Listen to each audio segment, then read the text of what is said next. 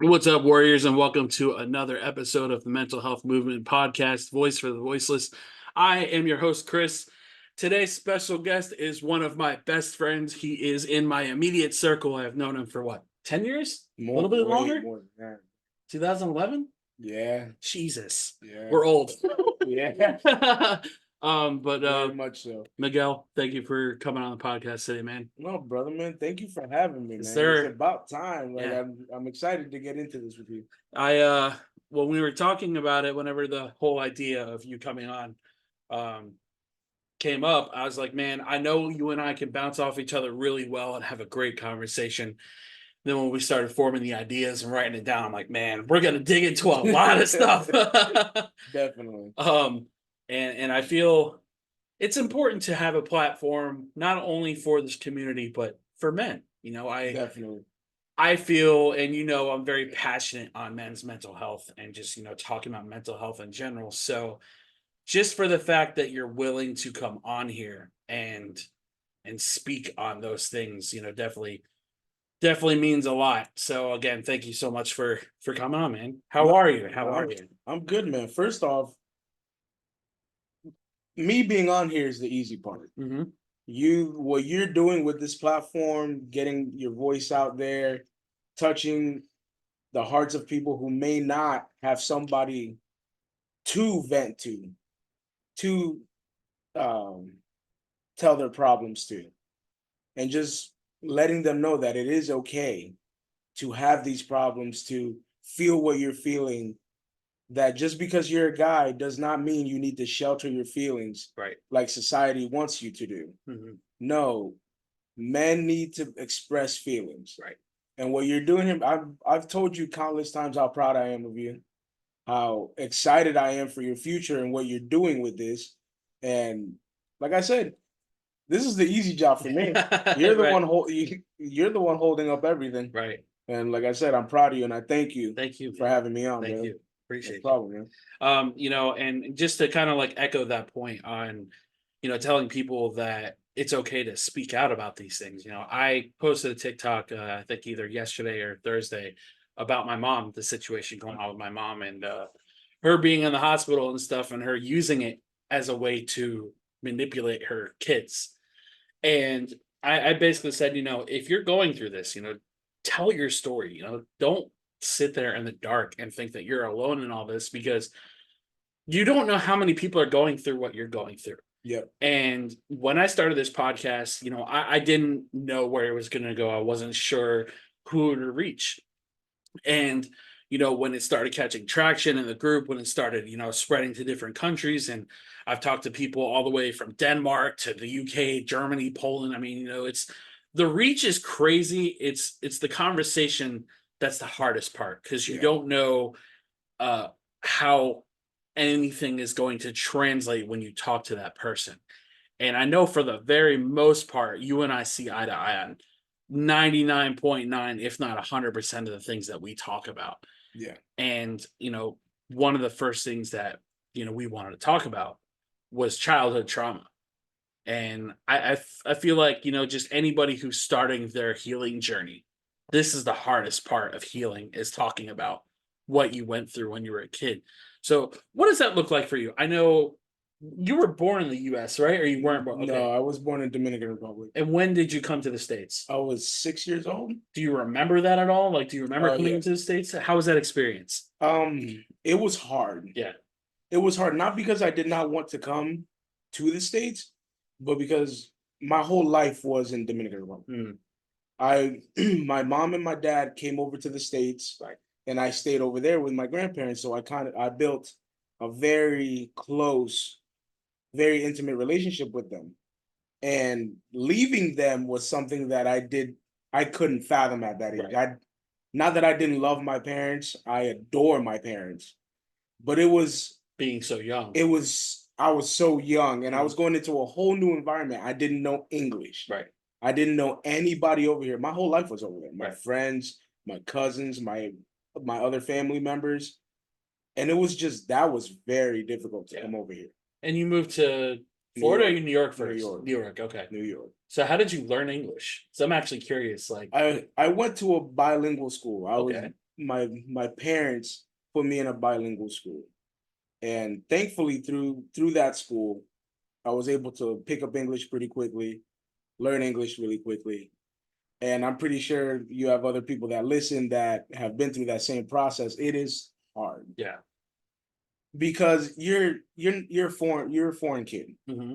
You're in the process of learning. Your pronunciation is way off. Right. Right. You get made fun of because it's way off.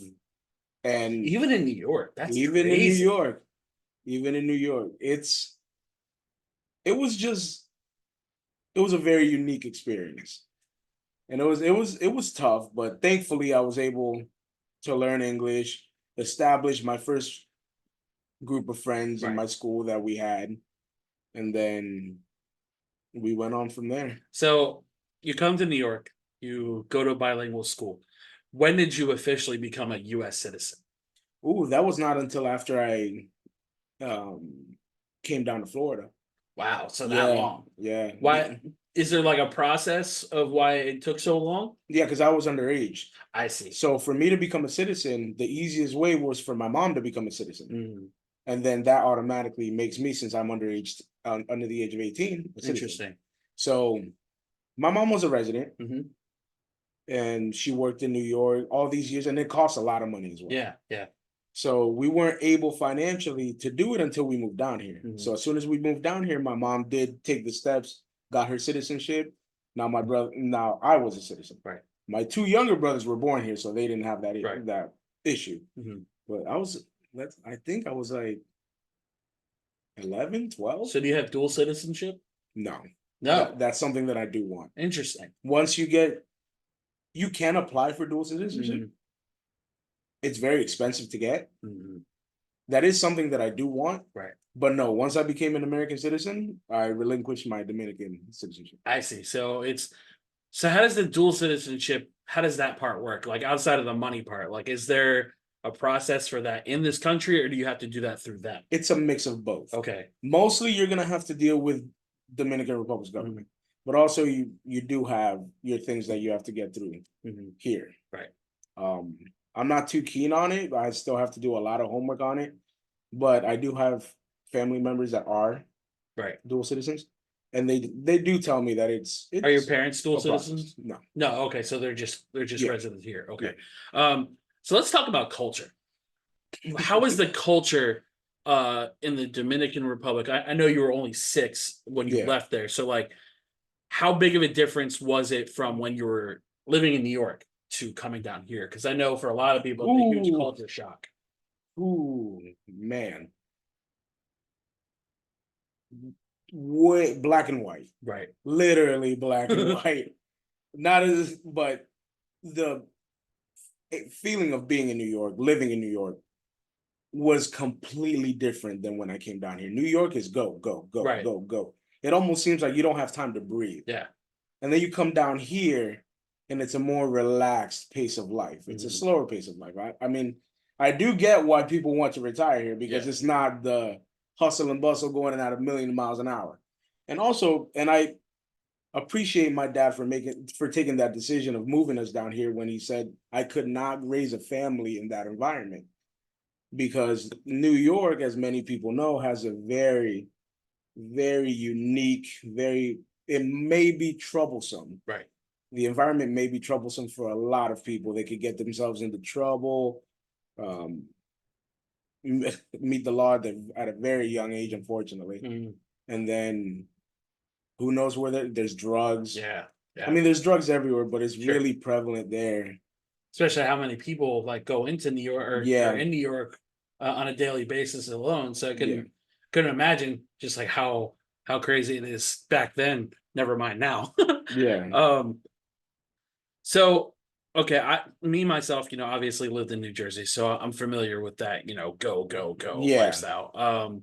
When, what age did you move down to Florida? Were you a teenager at that point? No, I moved down here in 1999. Oh wow. Yeah, Y2K. Yeah, When the world was supposed to end, nice. yeah. When the world was supposed to end, I actually got a chance to relax and slow down. Fair. But yeah, 1999. And was that just you and your parents that came down here, or was that more of your family members that joined you guys down here as well? Well, my dad already had a sister, my aunt, Right. that lived down here. Mm-hmm. So he already had somebody down here that was familiar with the area and things like that. And my dad, as soon as he landed in Tampa International Airport, he says he fell in love with the place. Yeah.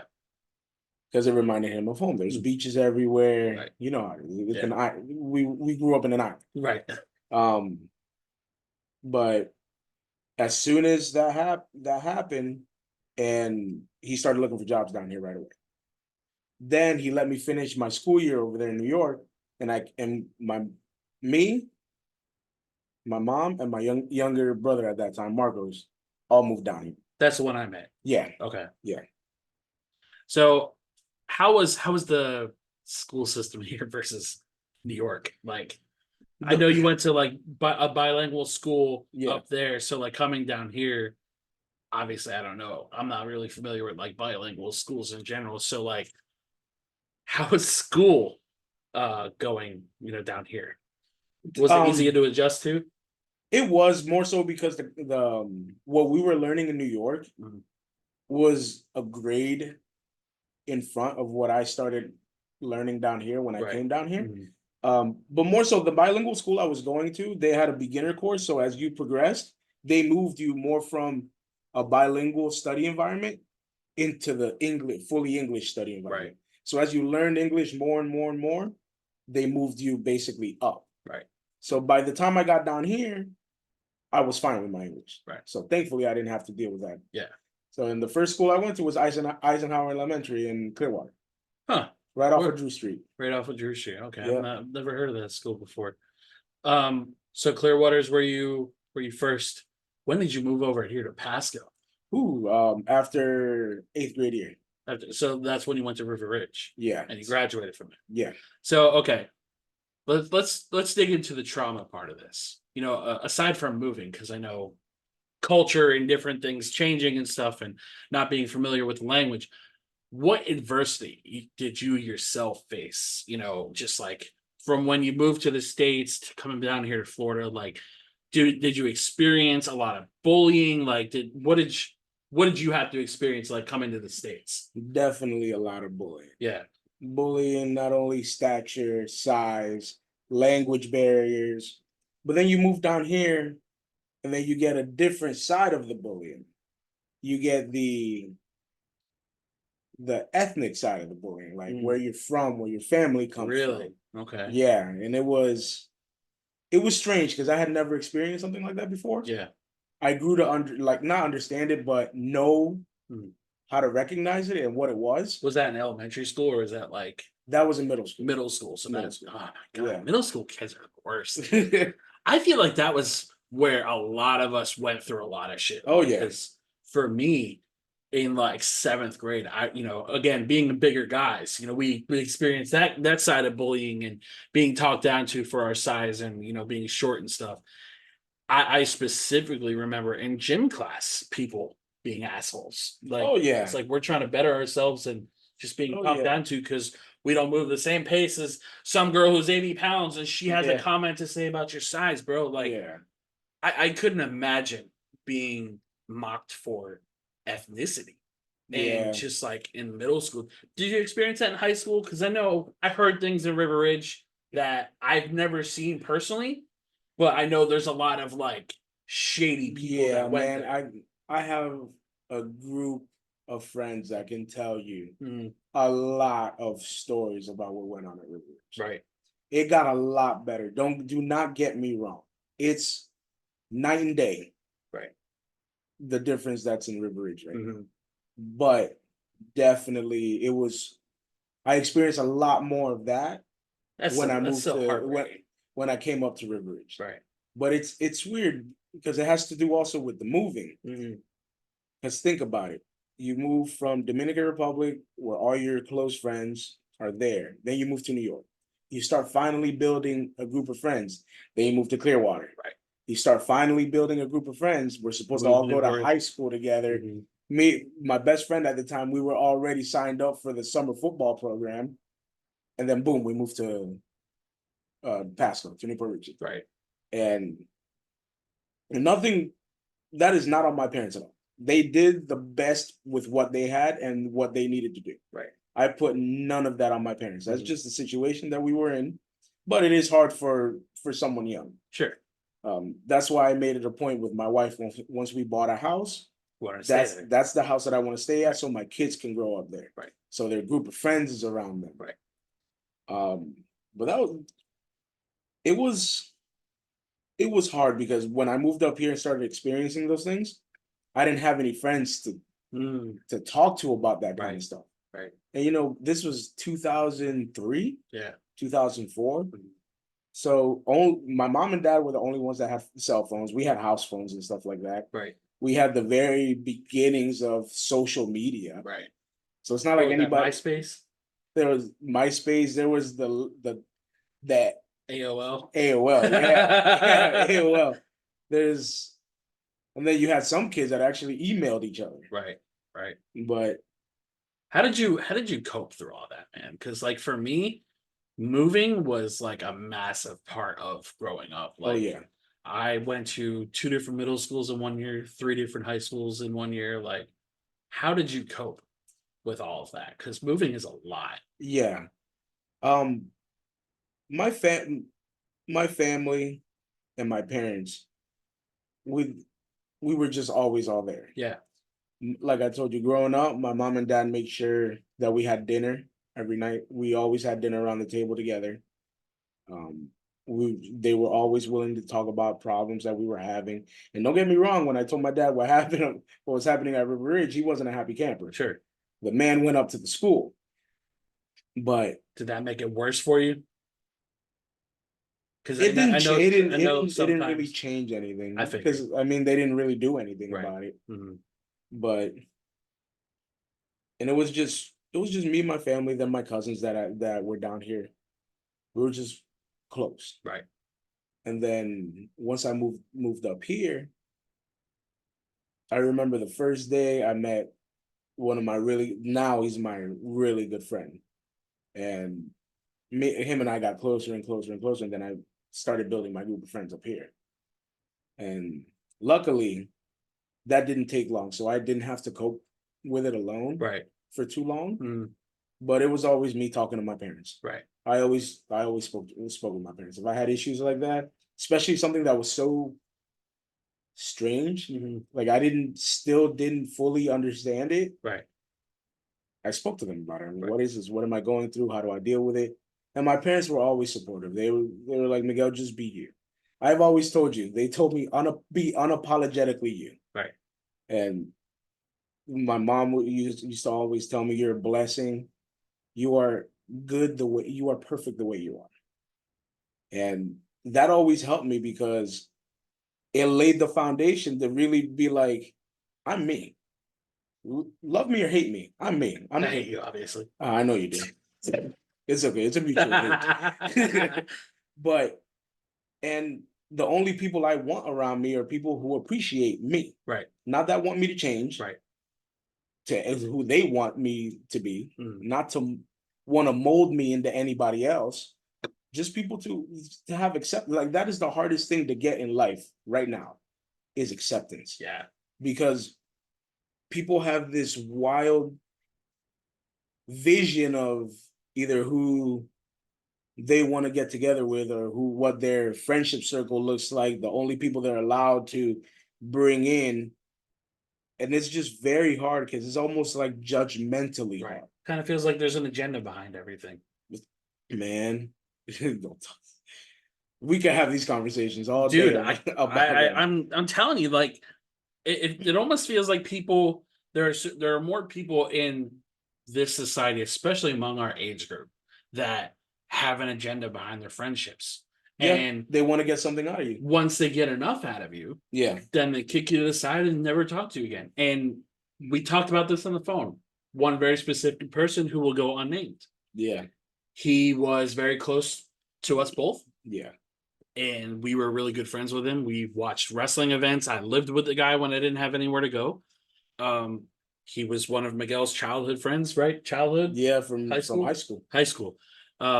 And all of a sudden, after his divorce, he just stopped talking to everybody. Yeah. And I understand that some people just need a reset and some people just need to, restart essentially. But when you have a group of friends like you and I who will A, hold you accountable, and B, be there for you when you need support, Hmm. you don't just kick them to the curb without an explanation. Yeah. And again, I understand why some people do that and some people need that reset, man. But like, I wouldn't even care if it was just me, but he did it to everybody. He did it to Yeah. you. He did it to so many people that did so much for him. And after his sister passed away, he just kind of, I guess, disappeared within himself. And Yeah. again, I understand it, but I wish that people in our age group didn't do that shit because it's more common than you guys think. It is.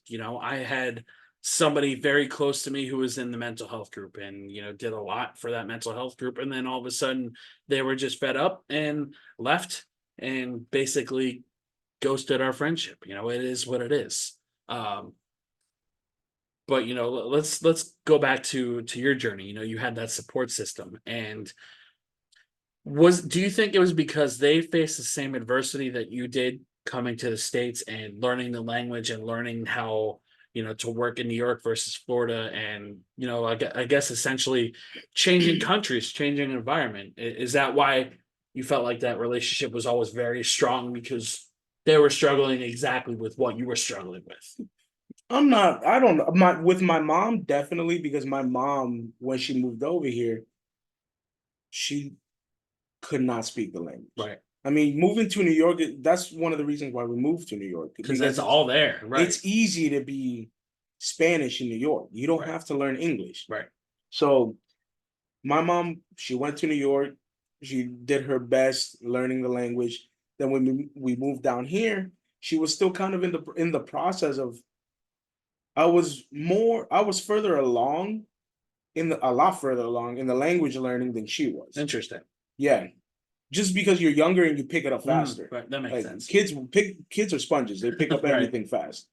So when she first moved down here, it was a little bit difficult, but my mom worked so hard. Right. Worked so hard and not only getting her citizenship, learning the language, getting her teacher certificates to be a preschool teacher. Hmm. My mom is one of the hardest working people I've ever met. And my dad is right up there with her. Two of the hardest working individuals I've ever seen in my life. Do they meet in the Dominican Republic? Yeah. Nice. Yeah. And it's for my dad was the problem coming up here. So I don't think he faced much adversity. Right. Because he came up here a lot younger than my mom. Right. But from the stories my dad has told of his childhood, he's the one that brought the problem. Right. So so I don't think he faced much of the same adversity. Maybe once he moved down here, but I never saw it when we moved down here because that's not something he told me he experienced himself. Mm-hmm. I'm pretty sure if I go today and have a conversation about it with him, he'll tell me stories about what he's faced. Right. But when I was a kid, he wasn't telling me that. Mm-hmm. When I was a kid, my dad's biggest concern was, Miguel, if somebody hits you, you better hit him back. That's the biggest thing. And my dad's always raised us like that, Yeah. just to make sure that we're not the ones who throw the first punch, but we'll throw the second. Right. So how is your relationship with your dad versus your mom? Is it about the same? Is there a different level of closeness there between the two, or did you say it's about par for each of them? I mean, obviously, a father figure and a motherly figure serve different, Yeah. like different Purposes. purposes in a child's life. Yeah. The connection you'll have with your mom is always going to be a lot different than the connection you Sure. have with your dad, at least from a boy's perspective.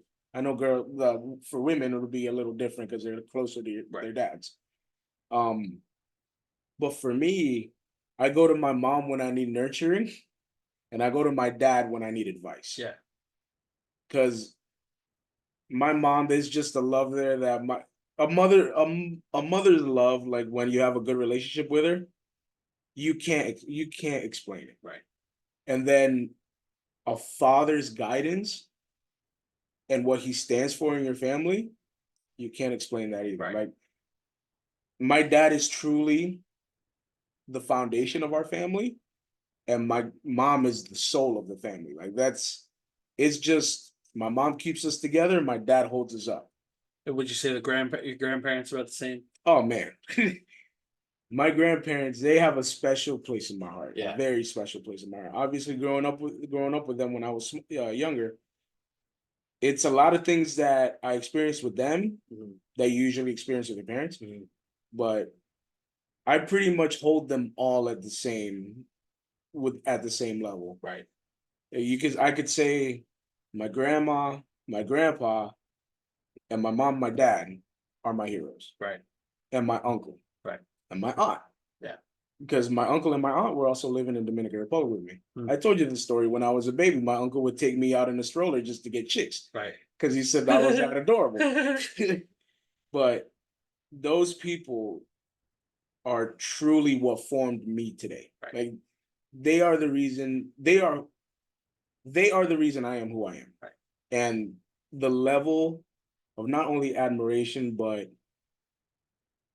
just how thankful I am to have people like that in my life. Sure. Like I can live 100 different lives, and I will pick my mom, my dad, my grandma, my grandfather, my uncle, every single person in my family all over again. Yeah.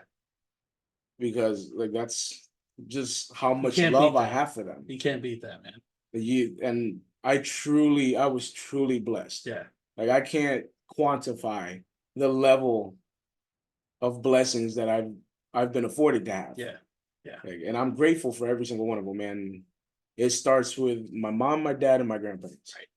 So let's talk about one of the hardest parts of this conversation, because you mentioned your uncle. Yeah. Talking about grief.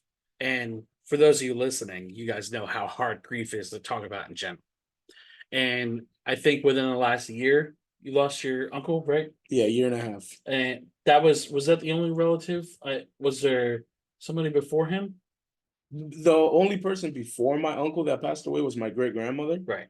My uncle was. I do remember. Okay, I do remember the Yeah. great grandma passing away too. Yeah, it was just my uncle. Yeah. That's the most recent. So let's talk about that, because you had that support system, you have that great connection with your family. Tell me your relationship with your uncle, like, because I know that hit you really hard when he Yeah. passed, and I know you look up to him or Yeah. looked up to him a lot. So like, tell me how you coped with that loss, and before we get to the last part, tell me your relationship with him.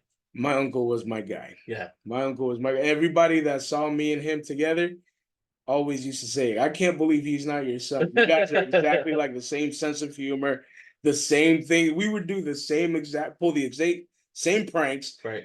walk the same way, talk the same way. And let me just tell you, so I went to Dominican Republic in 2017. Right. 2007. Mm-hmm. And then it had been 10 years since I saw him. So I went back for the last time from 2007 to 2017. 2017 was the first time I saw him in 10 years, and my aunt in 10 years. The first thing I saw him as soon as I walked out of the airport, and I had the biggest smile on my face. I went to hug him, and you know what he does? Nut taps me. He says, I just want to make sure they're still there. That was our relationship. Yeah. Like, he's him, my dad, and my grandfather. They showed me what it was to be a man. So that was your dad's brother? No, that's my mom. Your mom's brother. Okay. Yeah. So it was a very special relationship. Yeah. Like I couldn't imagine my life without him in it. Like from when I was growing up. Right. Now, obviously, it's hard to deal with. Yeah. And how did he pass away again? He had a heart attack. He had a heart attack. Did he live here, or was he in? Okay, so he was in DR when that happened. Wow. The ironic thing is him and my aunt have been in the process of trying to get their papers to come over here for as long as I can remember. It's been like 12, 13 years. And it was the same with my grandfather and my grandmother.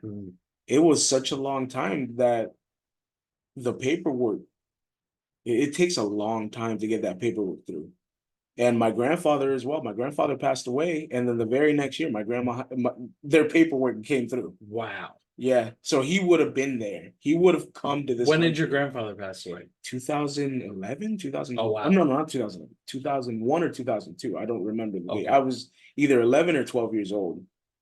And man, the news of his passing, my grandfather's passing, Rocked you, I'm sure. oh man, to Yeah. my core. And And it's being so young, you don't understand it. and I'm gonna be 100% honest with you, Mhm. because I always am. I didn't get not over his death, because you never get over it. Sure. But I didn't cope with it until 2017. Interesting. I went to Dominican Republic 3 times Mhm. after he passed away. All 3 times I never visited his grave because I was scared. Yeah. I didn't want to face that, Sure. because I kind of like deeply I didn't want to accept that Yeah. he's gone. That's the hardest part of Yeah. grief. And when I finally went, but it was like such a weight lifted off my shoulders. Yeah. Like I cried. My wife was there. She went with me, man. Because my grandfather meant a lot to me. Yeah. And his death, and I thought, I'm like, man, I don't know how something can hit me worse than that. And then when my uncle passed, oh man. So let's talk about that. Let's talk about, obviously we don't have to go into Yeah. too heavy, but talk about when you got the news and just like how you have been dealing with it. Cause I know, you and I lost around the same time. Yeah. And, talk about how hard that was, Yeah. just how you've been coping with it. Man, when I remember my dad called me. Mhm. My dad called me and my dad was crying. Wow. I was working second shift at the time. So I wasn't due to get up wake up for another hour or so, Mhm. 2 hours. And then he called me and my dad was crying. He's like, Miguel, your uncle passed away. And I heard him, but I didn't process it. What? What are you talking about? And he kept crying. He's like, Miguel, your uncle in Dominican Republic passed away, and I need to tell your mom. I'm right here at her job, because my aunt called my dad, and my dad told my mom. And he's like, I'm here at her job, and I don't know how to tell her. And then we started. At first, I broke down. I completely. Yeah. I yelled at the top of my lungs, and I woke my wife up. She's like, "Babe, what's wrong? What's wrong?" And I told her, and she was in disbelief, because we had just gone to Dominican Republic the year before. Yeah, the year before, and she was in complete disbelief. And I'm sobbing on the phone. I'm talking to my dad, and then my dad's like, "Okay, I'm gonna go in, tell her, and then I'll call you back." So he hangs up the phone, and I'm sitting there just bawling on my bed. And my wife is trying to console me. But then herself, she doesn't know what to do. Because she's never really seen me like that. When I tell you I got up, I punched a complete hole in the wall.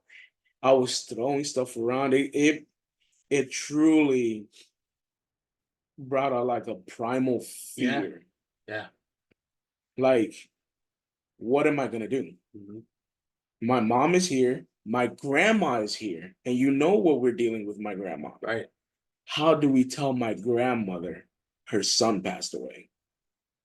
And it's just a flood of emotions came in all at the same time. I felt like my head was in the clouds. I really thought it was a dream. Yeah. I mean, this can't be real. Right. My uncle can't be gone. And then that day, my mom, after my dad told her, I lived on 52 at the time in Bear Creek. And then after my dad told her job was right down the street. So they came over to my house. And as soon as I opened the door, my mom broke down. Yeah. My mom just broke down, and we all cried for about 20, 30 minutes. And then my dad was like, okay, what are we going to do? How are we going to proceed? Because obviously we have to get flights. Yeah. We have to get my grandmother from here over there. without letting her know. Because if she finds out, she's going to break down here and they will not let her fly. Right. Because she has a lot of health issues. Right. And if anything were to happen to her, not only emotionally, but psychologically, which is the most important part. Yeah. Yeah. We weren't going to be able to go. Right. I mean, we weren't going to be able to take her. Right. So that same day, my dad was like, all right, Miguel, you find the flights. Let me know how much they are when we could go. We were on the phone with damn near every single person in my family, trying to coordinate who's going, who's doing what, who's going to take care of this, who's going to take care of that. Then we were able to find flights. And when I'll tell the story, but it was the hardest thing I've ever had to do in my life. So my grandmother was already set to go back to Dominican Republic because she goes once or twice a year to visit family, see my aunt, see my uncle. And it was about time that she went over there anyway.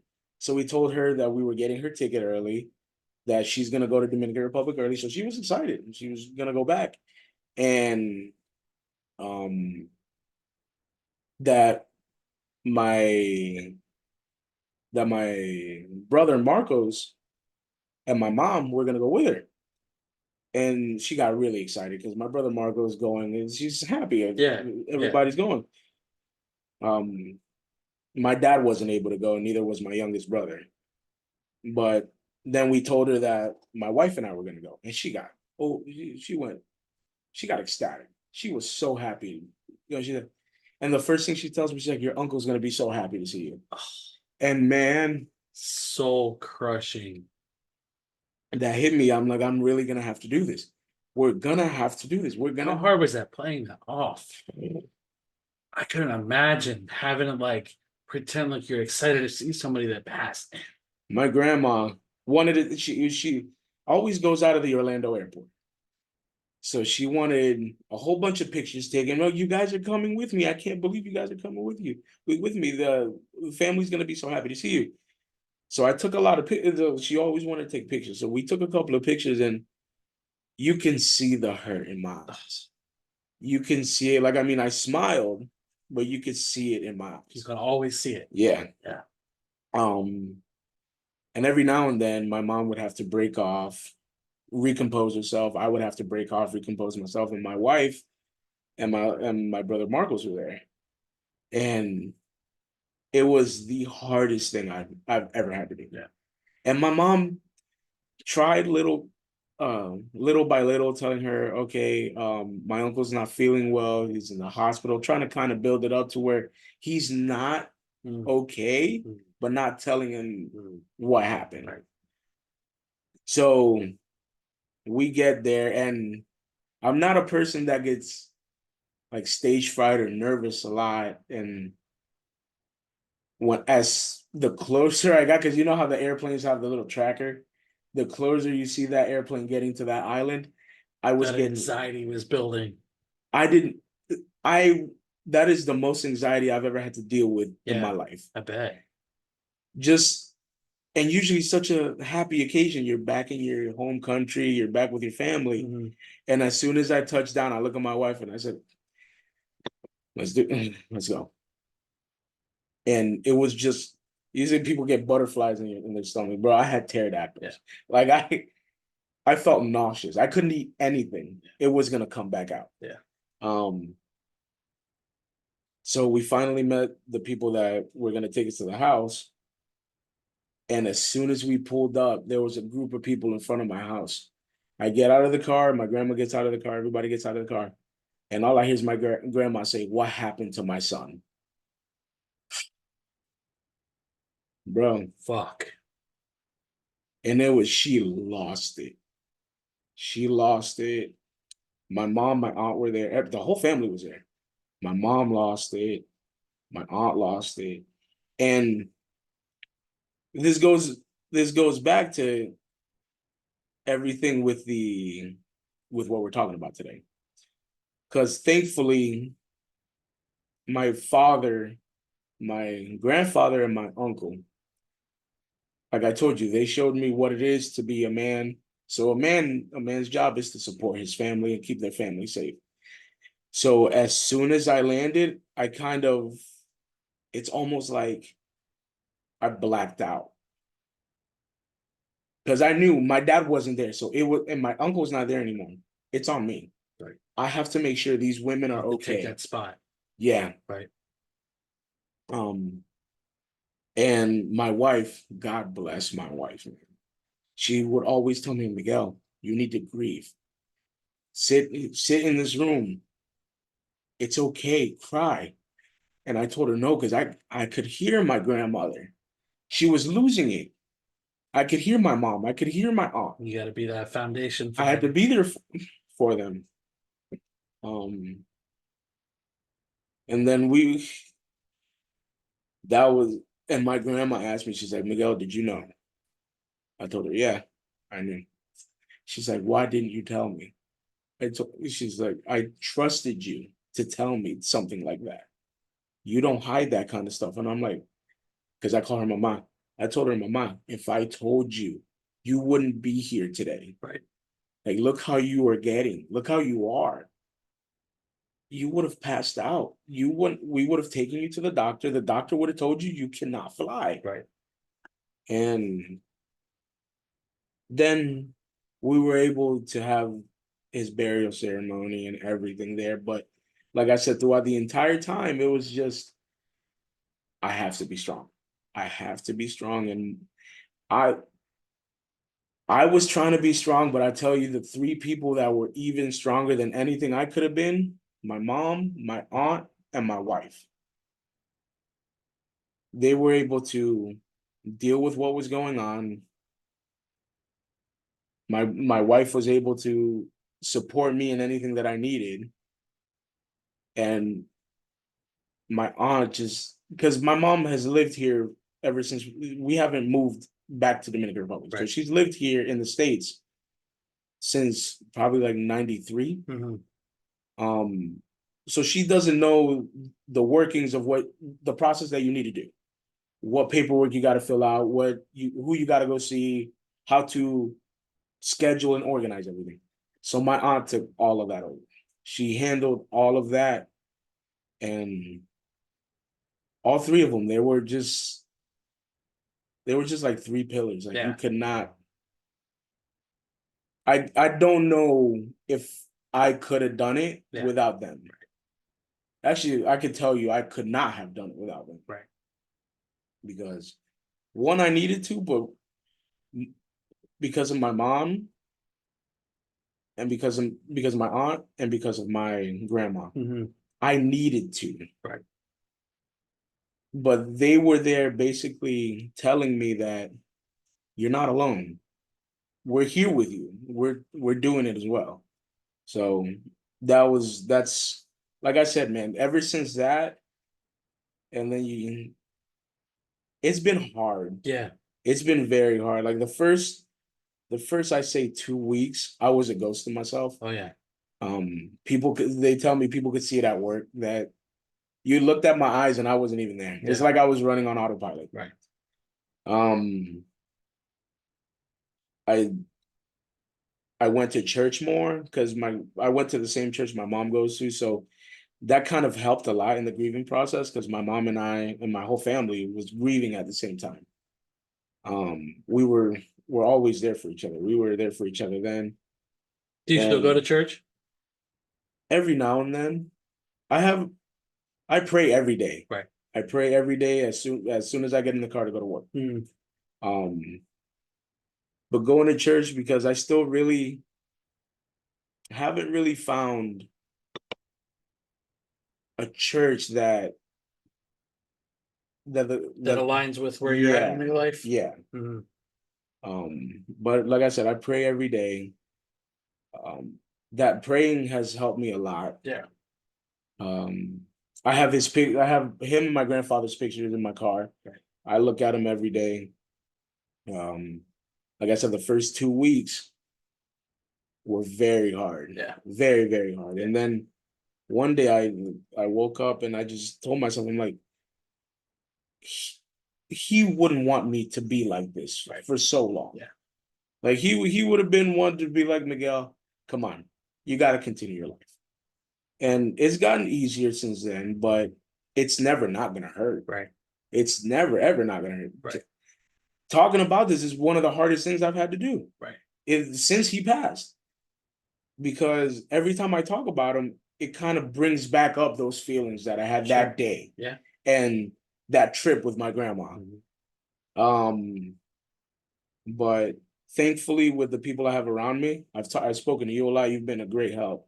Like I've always told you, I appreciated everything that you've done for me. Like, all our conversations, as small as you think they are, they're not really small. Like there's very few people that I talk like that with.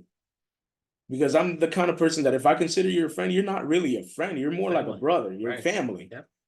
And that's why it hurts so much when something like that happened to us, that they just Right. disappeared. That's why it hurts so much.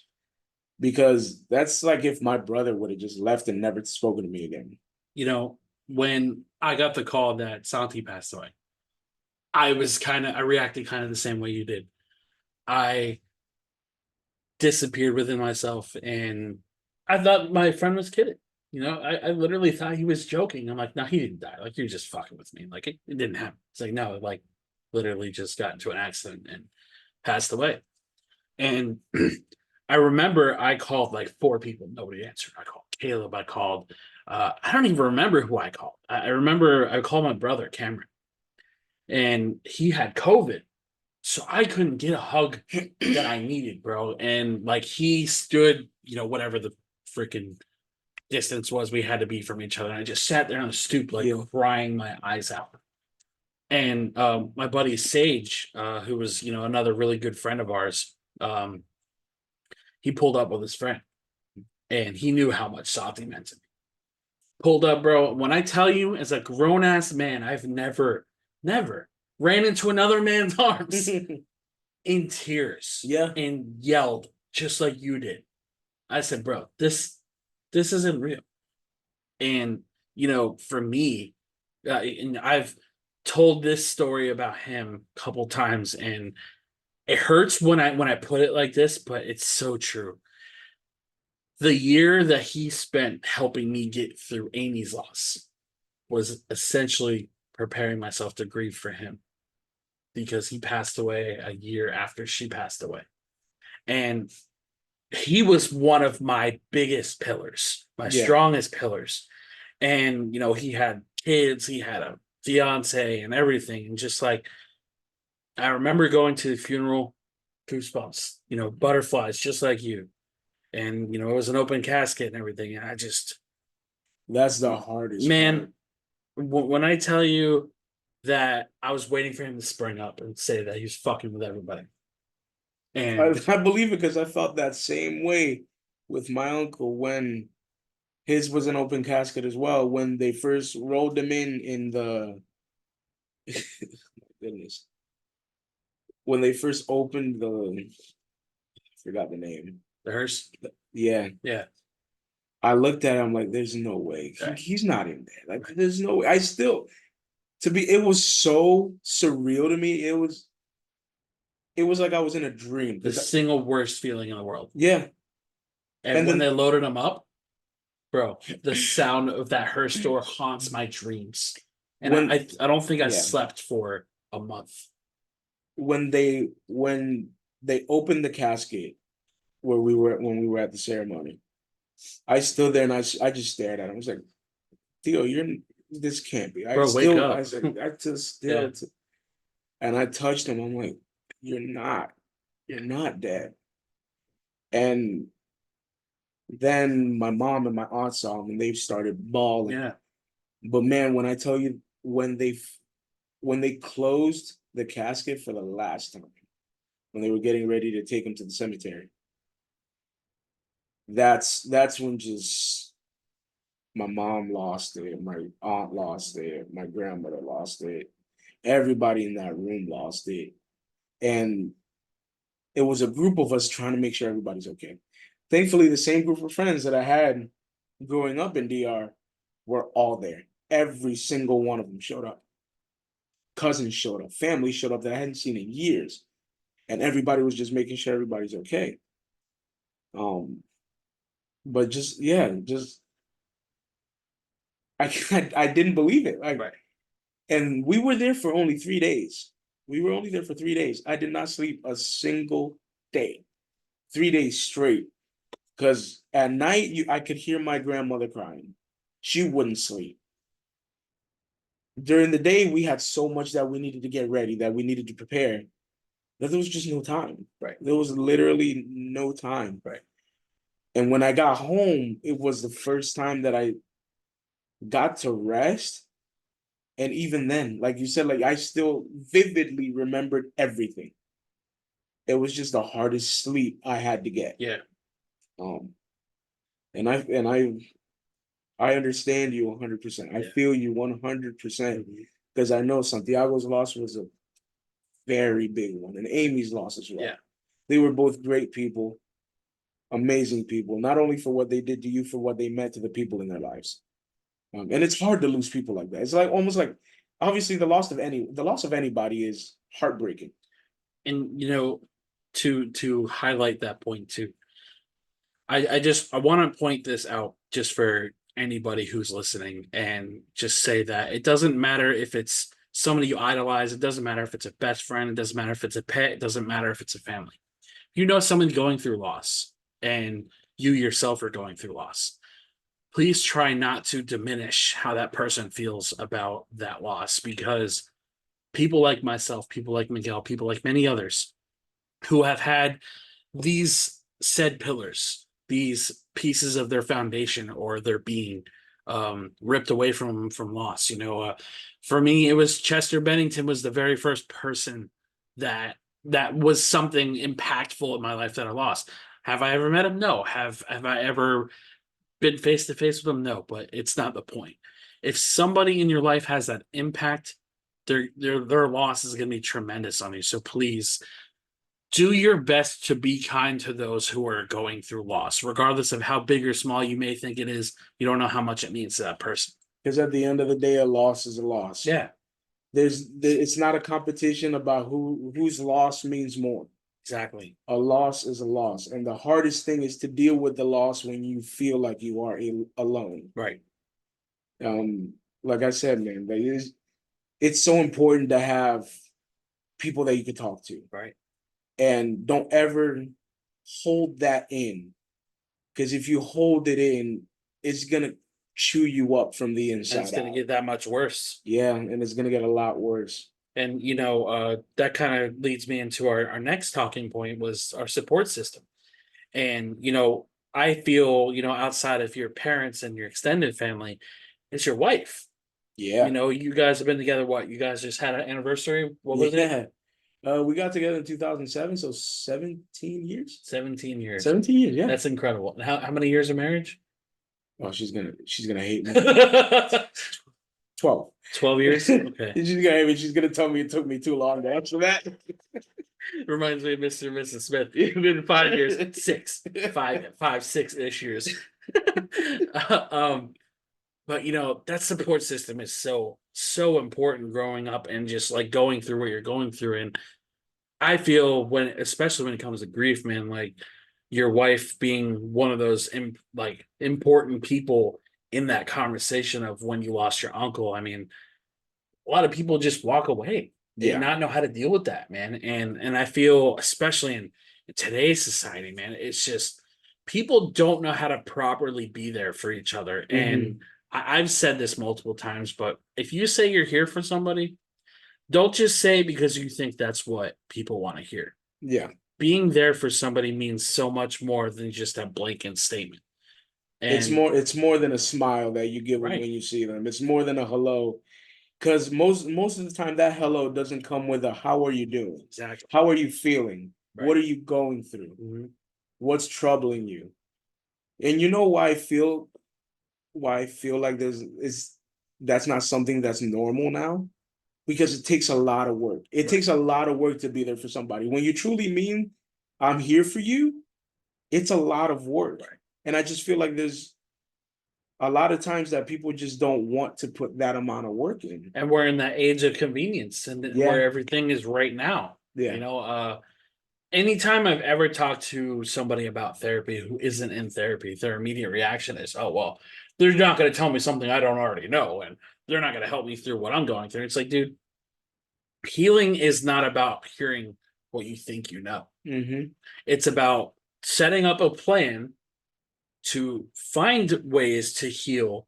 So when you go through something that you're going through again, it's not going to hurt as much. Mm-hmm. And you're going to know how to get through it. If there's one thing that high school I wish could have taught us, it's how to grieve. Definitely. It's how to cope with the Loss. crazy ass world that we're in right now. Yeah. Because grieving comes in so many different forms, man. Yeah. And without that support system, without those people that you can lean on, I mean, shit. There's more oftentimes than not, I feel like I'm a burden to so many people because Man. talking about stuff that I'm going through always feels like an inconvenience to people. And that goes back to the I'm here for you conversation. Because it's a lot of work. Yeah. It's a lot of And work. it's like, if I say I'm here for you, I know what that comes with. Yep. And not expecting people to follow that suit, but like wanting people to reciprocate that energy. Yeah. And when you don't get it, man, it fucking hurts Definitely. so much, especially if it's somebody you think is a close friend. Definitely. Like, I know what kind of conversations I can have with you versus what kind of conversations I can have with Caleb or Mikey or whoever else that's in my immediate circle. And that's not a knock or dig at anybody else, but like, unless you emotionally can connect with somebody that mentally won't ever see that same level of conversation. Yeah. And I know I can tell all three of you guys anything, but I know who's going to react the way that I need to hear. Yeah. You know what I mean? Like, every time you and I have those heart-to-heart conversations, it's always in ways you can explain to me or I can explain to you how I'm feeling, and we meet each other in the middle and actually have a conversation like this. Not to say that I couldn't have that with Caleb, but him and I's dynamic and versus yours and I is a lot different. And I feel with that support system, you need that diversity within your friend circle. You need those people that will hold you accountable, kick you in the ass, but you also need those people who can understand and try to be there for you further than just, oh well, just smile it off and be positive. Like, bro, that You're drives tired me of hearing fucking that. crazy. You hear that enough. Oh well, so and so in whatever country is going through this and this. I'm like, okay, so I'm not going through anything. That's all you gotta say. Every individual struggles are their own. Right. They're unique to that person. Mm-hmm. Doesn't matter if somebody's going through something similar. Right. It's a different effect on you than it is on that person who's having that similar thing that they're going through. Right. And it goes back, like I said, it's a lot of work. And to those people that want to talk down on therapy and things like that, I more so see it as they're afraid of really getting to the root of what's wrong. Oh yeah. Like what is hurting them deeply. Because I don't think the people that look down on therapy, if you ask them face to face to be 100% honest with themselves, why are you saying this? Right. If they're 100% honest with themselves, a lot of them will tell you it's because either they don't want to know or they're afraid to know. Right. And I understand it because for a long time I was afraid too, and it was my wife. My wife she's always telling me, you got to show emotion. Tell me what you're feeling. Tell me what you're feeling, because if you don't tell me, I can't do anything about it. Like I can't help you. Right.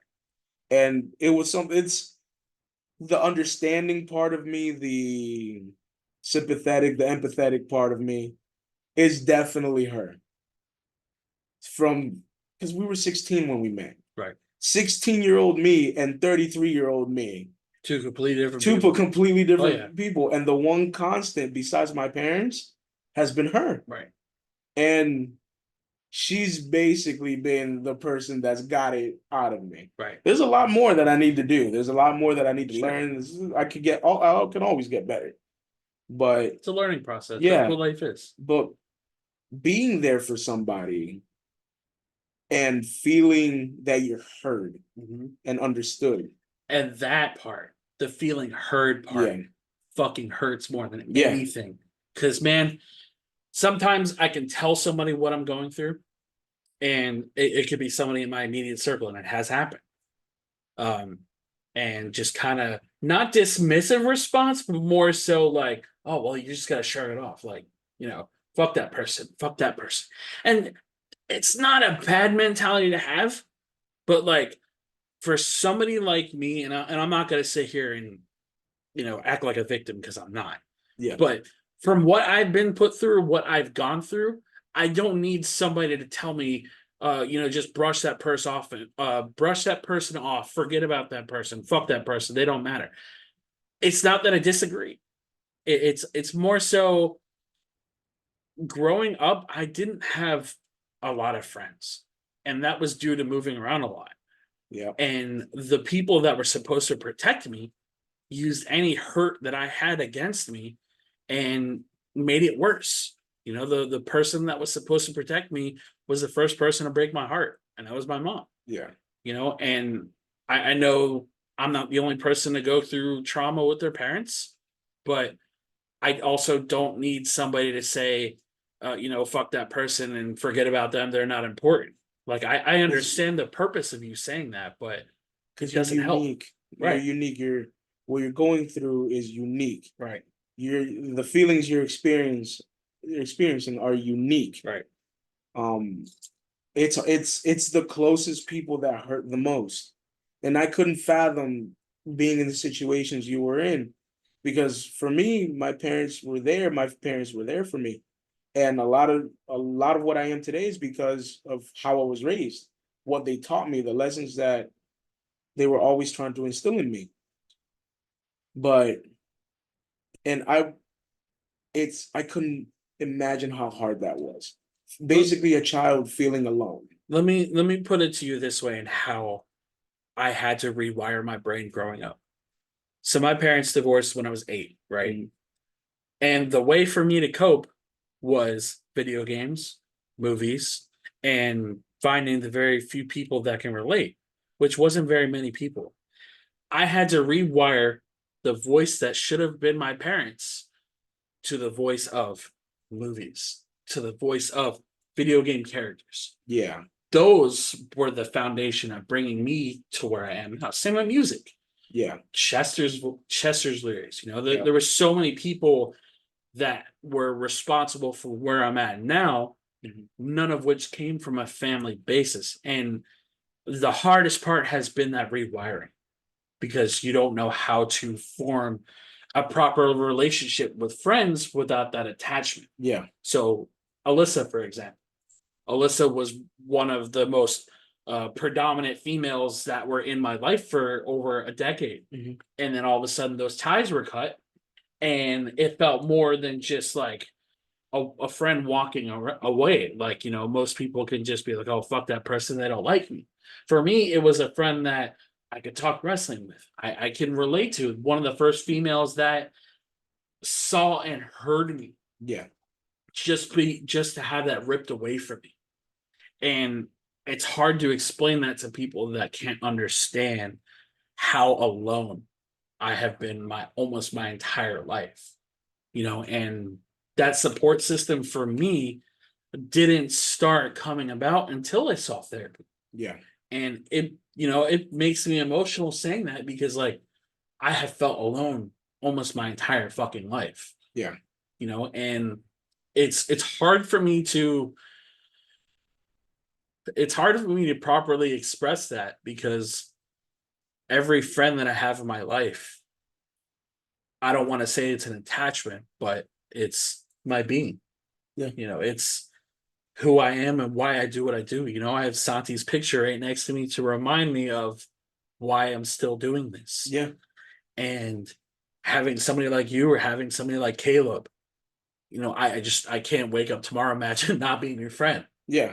And it's hard for me to talk about what I'm going through with with Caleb sometimes because, I don't, again, it's not dismissive. It's more so I want him to hear me. I want him to see me. And very, very, very, very few people have that ability to see and hear both at the same time of what somebody's going through, and I know the many heart-to-heart conversations you and I have been able to have. And when we talk about wrestling, like that's one of my biggest things is wrestling. It's one of my biggest personality traits.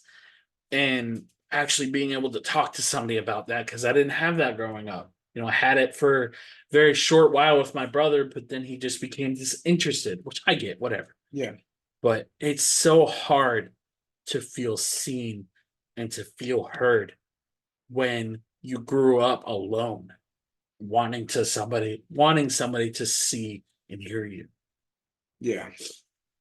Yeah, man. You said it. You said it, especially going back to the pillars you have in your life and the diversity in those pillars. That is the best way, I think, in my opinion, to have close relationships with people. Right. Because you go to different people for different things. Right. Like you're not gonna come to me for the same things that you go to Caleb.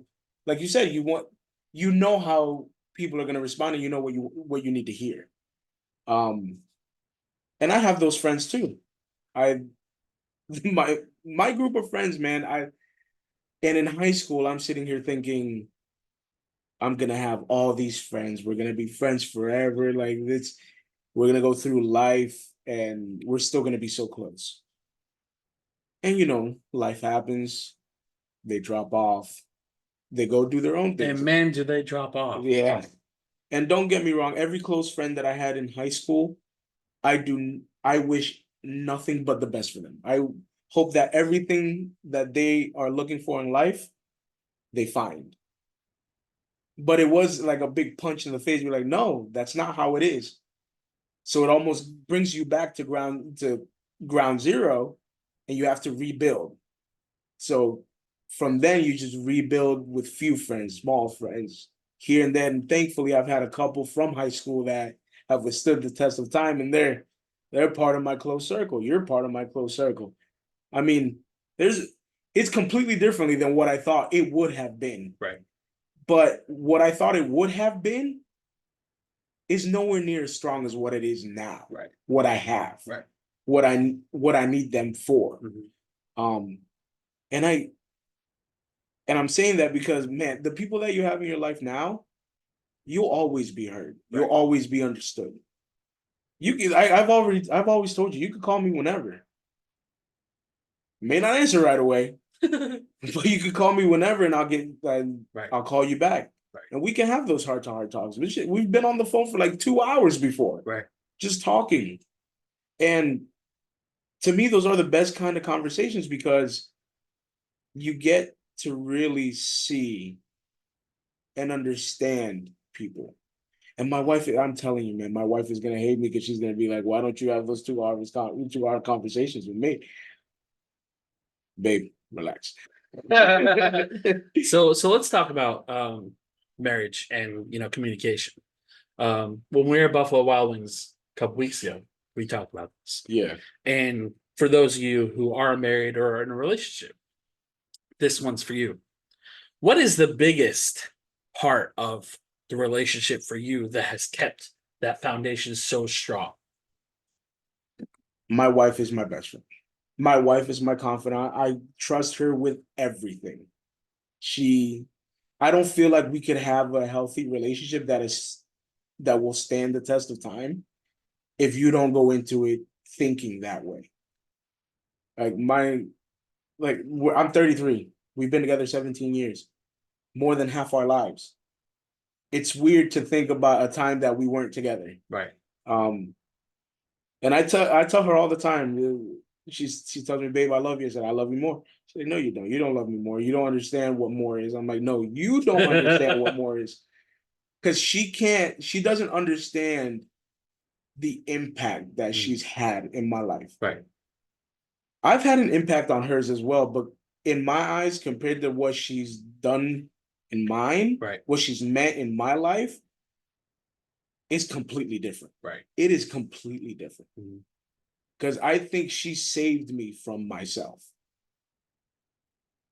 At the age that I met her, I had nothing going on in my life. I didn't know what my future was. I didn't know what I wanted. I didn't know who I was gonna end up being or being with or being associated with. We're in high school, everything changes in high school. Everything. So I was trying to find my niche, like who Miguel was. And from the second I met her, and I'll tell you how we met. So we were in a class together. And me and a couple of my friends, we were loud in class. We were the class clowns. Not you. Oh no, not at all. Not at all. That's weird, right? But the teacher had to split us apart. So she sent me to the other side of the classroom. And I sat behind her. And I sent her a little note that said, "I like your hair." And she wrote back, "Okay." And then I wrote back, "Hi, my name's Miguel." She's like, "Hi, my name's Elisa." And that's how we started talking. I love that. And The notes, bro. the notes, man. This is Not a text message? no, not at all. It was mid 2000. It was like 2004. The peak of Nokia. 2004 to 2009 Riz is just notes. Right. The quality of notes. Quality of notes. Your penmanship. If you wrote in cursive, you had it real good. How much do you love me? Let me put it in cursive. I felt cursive, so I'm fucked. Big block letters. Big block letters and bubbles. But no, that's how it started off. And she told me for the longest time, she's like, "I couldn't stand you. You were the loudest person in class. I was just there to learn and leave. And you always had the teacher's attention. She was always stopping the lesson because she had to deal with you. She's like, you were so loud and obnoxious. I couldn't stand you." And then you sent me that note, and it was the weirdest thing. I'm like, why is this guy talking to me? I've never even met him.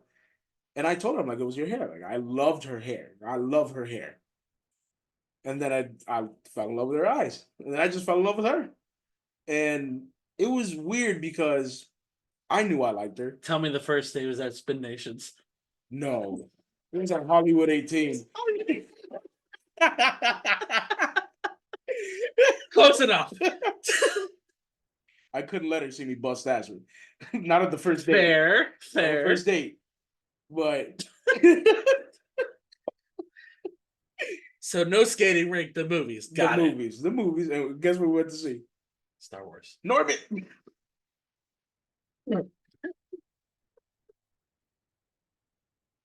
And she tells me all the time, she's like, "I don't even like those kind of movies."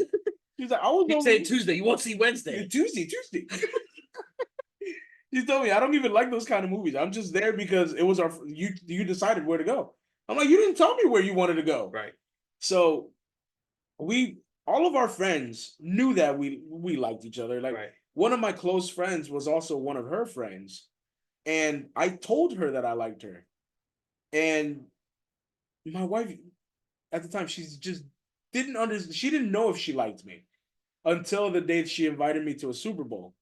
And then she found herself baking me brownies, getting all done up. And then she almost had she had a realization, like, I'm doing all of this for a boy that's just a friend. I like him. I like him. I love it. And then it's all from there. It just took off. Right. From there, it just took off. When I asked her to be my girlfriend, she was in an airport in Fort Lauderdale because we were talking to each other, and then I got her to tell me she liked me before I admitted to liking her. So we were talking. She's like, "So what do we do?" I'm like, "You want to be my girlfriend? That's the only thing we could do." She's like, "Yeah." I was like, "Okay." 16-year-old Riz. Yeah, for real, right? God, dating back then. Cringe. But it was. You mean it wasn't a swipe right or left? Damn it, I'm doing it wrong. No, there was. If you had a swipe, you were rich. I had a Nokia that I'm pretty sure survive. I'm pretty sure that Nokia that I had would have survived Hiroshima. Probably. Like that thing was indestructible. I had the one that had the lights on the side of it when it rang. Oh my god. We're old, bro. We're old. We really are. Because the only game I had on mine was Snake. Snake. Oh my god. Remember when the phones first started coming out where I had speakers on the front of it, the flip phones that had a speaker in the front? Oh yeah. MP3? Oh yeah. Oh my god. Oh man, you're We're old, bringing dog. back way We're old, dog. core memories unlocked. I think my peak memory of phones was when everybody had a sidekick and Blackberries. Yeah. It was so weird. No lie, I was basic and I had a BlackBerry. I hated the Oh, phone. I would have if you would have said sidekick, I'm like, yeah, that's pretty basic. But Blackberry, you're fancy. You're fancy. No, I got it on Craigslist. There was nothing fancy about it, bro. I got it on Craigslist for $80, the BlackBerry Pearl. Wow. $80. $80. What man. the hell? Only lasted about 6 months. Damn. $1,200 phones. Now where the hell did we go wrong, There's bro? no Nokia. No Nokia. Aren't they trying to make a comeback? Razors? Yeah, That's weird. it is weird. You know, there's a Razor also in an antique museum. Dude, when I went to Tennessee, there was a phone museum, and they had the old like Nokias there. I'm like, why is this at a museum? I had one of those. That's not that old. God damn it! That was 20 years ago. You're a relic. Listen, if I'm a relic, Shut up. you're dust. I am pretty much. Hey man, Pretty 2 much. years. We're good. We're good, bro. We're good. Don't start. But no, it's been a wild ride since. Yeah. We've had our ups, we've had our downs, but there's no one on earth that I could think of Yeah. to deal with those ups and downs. Right. Like she means the absolute world to me. So what would you say was the key trait to have to get through those lows? Communication. Communication, I feel, is underrated in everything, man.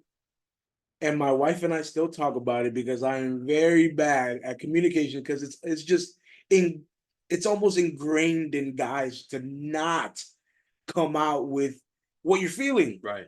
So when you hold it in, you just kind of hold it in until one day you just explode. Yeah. And we have this conversation that her telling me that I need to get better in communication. I need to. And I've been trying very hard because it's hard, bro. Yeah. It is very hard, especially when you're in a relationship, when you're in a marriage.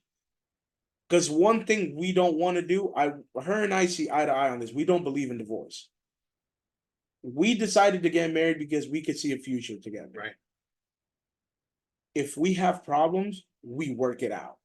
And the number one thing with working out problems, you have to be able to communicate your problems. Right. And it's been a bumpy road, especially from the communication aspect of it, because it's still hard for me. Right. I've gotten a lot better since we first got together, but there's still a lot of work to be done. Sure. Because in those times that I do hold it in and then I blow up, I hurt her. Yeah. Like not physically, but just like with the stuff that I say. Right. And the one person, not the one person, but there's few people in my life that when I see them cry, especially because of something that I did, just tears me apart. Yeah. And you can ask my wife, the second I say something and I see her demeanor change, it's like I snap out of it. And a lot of times it makes me hurt and it makes me feel like the worst person on the planet. Because here's this woman that we're together forever. We're going to be together forever. I'm her husband. She's my wife. We are trying to make a life together. And I just hurt her. Right. Like, how can I change that to not do that? Right. And I'm trying to get better at that. And it's worked a lot. And it's crazy because she's told me, she's like, these past couple of weeks and months that you've really been working on your communication, it kind of feels like how we were when we were younger. We're talking a lot. We're spending so much more time together. Right. We got back to watching shows together. That's something that we used to do even as early. I mean, as soon as we moved in together, we started watching shows together. And then all the way up to like 2017, 18, we would pick a show, watch all the seasons, all the episodes, and move on to the next show. We started doing that again. And it's just definitely communication, understanding, Yeah. acceptance, and just I don't think you ever fall out of love, because love is a very unique feeling. Right. I love her today like I loved her the day that I said I love you to her, or even more. I love her today more because back then when I originally told her that I loved her, I didn't know she was gonna do so much for me. I didn't know how much she was gonna mean to me. So the I love yous today hold a lot more weight than the I love you back then. Right. But still, it's an I love you. It's a deep word. I love you is the most beautiful word and the most destructive word. It really is. It is it is something that could either mend a heart or break it. And you know, the craziest part about that is it being used as a weapon. Yep. And for me, it was used as a weapon. That's And unfortunate. and it sucks because, like, you know, being a guy, obviously I'm not going to say it's harder than being a woman because, you know, I don't know how that is, but like being a guy who has never experienced what love actually is, because again, like I alluded to earlier, the first person who was supposed to protect and love me broke my heart. Yeah. And used the word love as a means of an agenda, as a means of hurting me. Yeah. And it sucks that I'm at that point in my life where if somebody says it, unless I like trust you with everything in my being, I don't think it holds any weight, because I feel there are way too many people in this universe that say the words "I love you" and don't mean it. And think about how sad that is. Yeah. Because I love you is a beautiful word. It is the deepest form of affection you can have for somebody. Yep. To love someone, that means not only are they somebody that means something to you, but you can't see yourself without. Like Chris, I love you, bro. Love it too, bro. I've told you that plenty of times, and I can't see, like you said earlier, I can't see tomorrow and you and us not being friends, us not being there for each other. And that word is so easily thrown around now. So easily. It's lost so much meaning, and it hurts. It hurts a lot. But also with love, a lot of people feel like just because you mean like just because like let's give the example of your mom. Just because she's your mother, she deserves love. And that's not the case. That's not the case. That's you love who you feel the love from. Right. And unfortunately, it was used against you as a weapon to get what she wanted out of you. And that is so sad. Like you said, the one person that is supposed to show you is supposed to be your first true love. Because a mother, like Denzel said it. Denzel Washington said it. A mother is a son's first true love. And for her to do something like that to you basically made you feel like the word love didn't mean anything from such a young age. And the word love is something that you can unite nations or destroy them. Yeah. Yeah. Period. And like I said, it's the most beautiful word in the world, but the most destructive over anything. Who was it? Was it the Beatles that said all we need is love? Or is that somebody else? I don't remember. I just remember the song. I just remember the song. I'm pretty sure it's the Beatles. I'm sure somebody will correct me if I'm wrong. Yeah. But you know, and I just feel that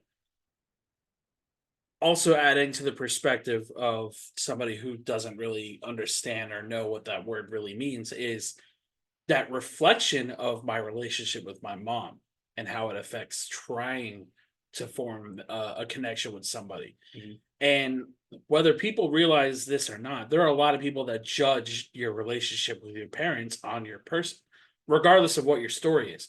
Oh, well, he's a man and doesn't have a relationship with his mom. How is he going to treat me? And unfortunately, I have faced that multiple times where I have to more or less explain why I don't have a relationship with my mom without obviously saying too much.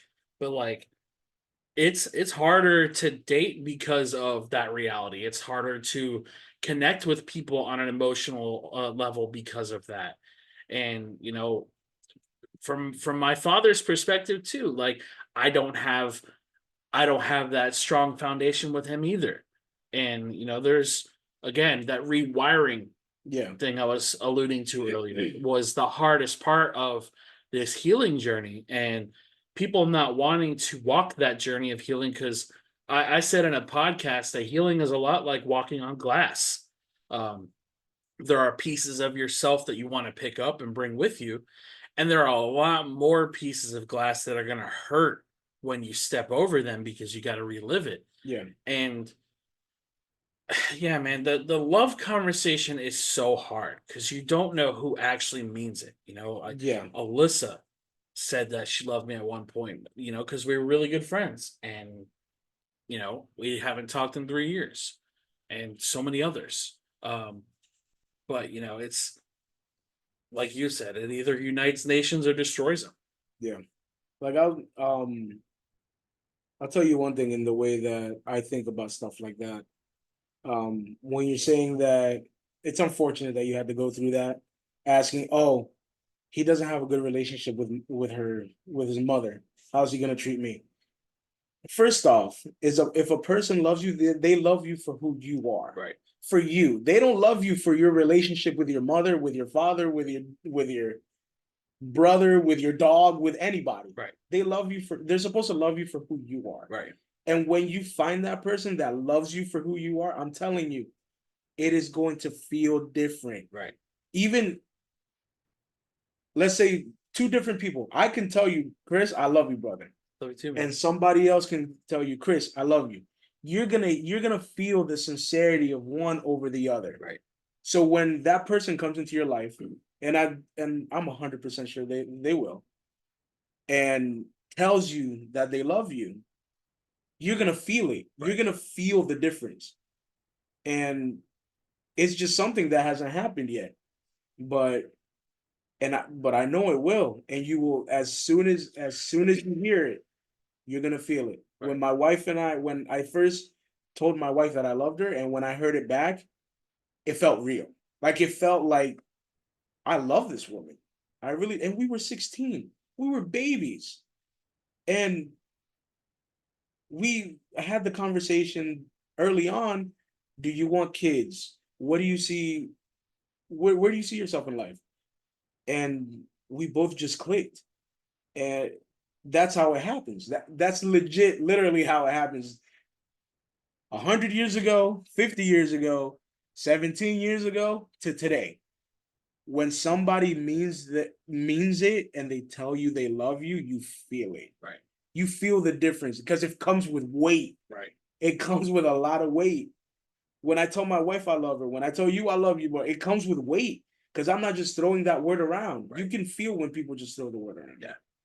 And like I said, it's when you feel it, when you have it, you'll know. Yeah. You'll definitely know because you know how it is dating in high school. You love everybody.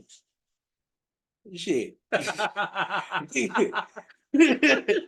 You love everybody. Right. Right. But when I was ready to tell my wife that I loved her, it was different. Yeah. It was, my God, I love this woman. Right.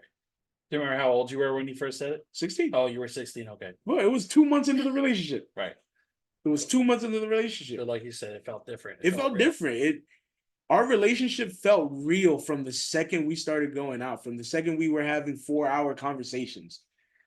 We were high school kids. We were getting on the phone as soon as we got home and not getting off the phone till like 8, 9, 10 o'clock at night. That's awesome. And she would try to come to my football games and football practices, and we were always together. We were inseparable. we had the same group of friends, so we always hung out with each other. It was two lovebirds. Yeah. It was two lovebirds, and I couldn't see myself without her back then, and I still can't see myself without her today. Yeah. Like, and it's hard because at times I don't feel like I express how much I appreciate her. That's why it hurts so much when I blow up and she starts crying, and because I love her so much and I appreciate her so much, because I don't know where I'd be without her. Right. And I'm not supposed to do that. I'm not supposed to hurt somebody who means the world to me. Right. And I'll tell you, I wouldn't be Miguel Perez. I wouldn't be here today. I don't know where I would be. Yeah. I don't know. I'd probably be in an insane asylum, to be honest with you. And at times I feel like she'd be right there with me. She'd be the nurse. You guys will be united in one way or another. Because when it's meant to be, it's meant to be. She's the one giving you your medicine every day, bro. I love this nurse. I love this nurse. It's like, hey, I like your hair. Relive that conversation over and Exactly. over. But yeah, it's just like that. And I have full confidence, brother, that you will feel that. Yeah. You will feel that. And when you feel that, it will bring so much joy, because you will feel because you can tell me you love me, my brothers can tell me they love me, my close friends can tell me they love me. But when my wife tells me she loves me, like It's different. It's different, because Yeah. she accepted me. My parents didn't choose me. Right. Hey, it's a luck of the draw. Right. I came out and said, hey. But they loved me for who Yeah. I am. Right. My wife chose me. Yeah. I chose her. Yeah. Like, it's different. Right. And when she says she loves me, a lot of the time she may feel like I just brush it out and say, babe, love you too. But hey, it still means a lot every time she tells me she loves me. Right. And every time I say it back, it still means a lot. Yeah. We used to stay on the phone to see who would be the first one to say I love you. Right. We would be in silence for like 5 minutes, and somebody would be like, you really not gonna say it? And they would like, love you too. Right. But it's just things like that. Yeah. It keeps the relationship strong. I mean, Yeah. I don't see our relationship getting weak ever. Yeah. Ever. I mean, good. that's my woman for life, and Yeah. hopefully I'm her. I told her she's gonna have to kill me. Like, I don't believe in divorce, so she's gonna have to kill me. There's a little caveat to that, because hey, if she kills me, I only got like $15,000 in life insurance. But she's got about 200,000. Hey. So the last thing I had as a talking point for us was, I wanted to make sure that this was worded the way that I want to word it, just because the society that we're in, and I don't want to offend anybody. So being from like the Dominican Republic, and learning the English language and everything, what do you feel was the biggest stigma that you faced, either as somebody who came from another country and or as a man? Well, as a man, is always your mental health. Yeah. You're not supposed to talk about it. Right. You're not supposed to be mentally weak. You're not supposed to talk about feelings. You're not supposed to talk about a lot of things that affect you every single day. Right. That, I think, has been the most crippling stigma to get through, because we do live in a society where it's so mentally draining, mentally exhausting, and it's like an attack on your mental stability. Right. Every single day. Mhm. Every day. And it's good it's great when you have people to talk to that hear you, but not a lot of people have that. Not a lot of people are allowed to talk about that, because other people won't accept it. Right. They'll see it as weakness. From the mental health side, for being a man, that's the number one. And then obviously we can go into societal demands for men versus societal demands for women. And we each struggle in our own lanes. Absolutely. Like, in our own lanes, there's a lot of struggle. And my wife and I talk about it all the time, that society expects a lot from the men. Absolutely. And it expects a whole lot from women as well. Because, man, there is nothing stronger than a woman that has to sacrifice her career for kids. For her kids. Yep. Like, there's nothing I respect more than a mom who has put her future and her life to the side because they had kids. Right. And then the men that support the women, I was just gonna say that the provider yeah, stigma. the men that support the women, Right. in doing that. Not to mention in a crippling economy. Oh, dude, it's almost impossible. Yeah. And I've had conversations like this with many people. I've had it with you. I've had it with my wife. I've had it with my dad. My goal in life is to be able to make enough money to when and if I'm blessed with kids, Right. my wife could stay home. Right. And that's not because society tells me that I have to. You want to. I want to. Right. Back then, it was almost a housewife is a housewife. Right. They stay in the house, they tend to their men. And a man is a provider, will always be a provider. Things are not like that anymore. My wife and I see our relationship as 50-50. Like we're both in this together. I do stuff that she's supposed to do. She does a lot of things that I'm supposed to do. But that's how it is. It's a teamwork. It's a team. But the respect that I have for people that stay together, the wife, because of her own choosing, puts aside all of her dreams, all her aspirations, even if it is for a short time, but to raise the kids. Right. And the men that provide for those kids and for that wife. Right. It's hard. Yeah. It's hard. And then, of course, you have the single mothers, you have the single fathers. And let's talk about that aspect of society, of where, you know, the treatment difference on single fathers versus single mothers. You know, I feel almost as if single fathers are shamed for being single fathers. And like almost as if, what did you do in the relationship to mess it exactly. up? It's never let's hold both sides accountable. Yeah. It's always empowerment on the single mothers, which again, I want to clarify when I'm saying this. We live in a society where women empowerment, whether it's OnlyFans, whether it's, you know, whatever the woman is doing, it's empowered, it's talked about, it's pushed to the point of women are always going to have support no matter what. Now, you look at the opposite side of the coin, and we're facing a silent epidemic of male suicide because society tells us that men's feelings don't matter, that single fathers are always the problem, that, you know, XYZ and so on and so forth. You guys get my point. Yeah.